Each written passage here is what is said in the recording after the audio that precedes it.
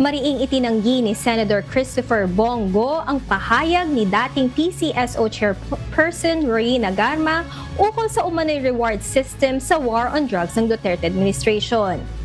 Ayon kay Go, walang anumang pabuya ang ibinigay ni dating Pangulong Rodrigo Duterte kapalit ng buhay ng mga nasasangkot sa ilegal na droga at hindi pinayagan ng dating Pangulo ang walang kabuluhang pamamaslang.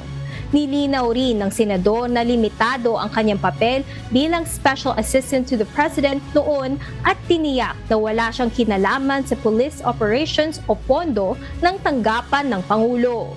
Kasabay nito nananawagan si Go sa Senado para sa isang patas na investigasyon sa mga aligasyon ni Garma na binansagan niyang taktika para pagtakpan ang sariling pagkakasangkot sa pamamaslang noong 2019.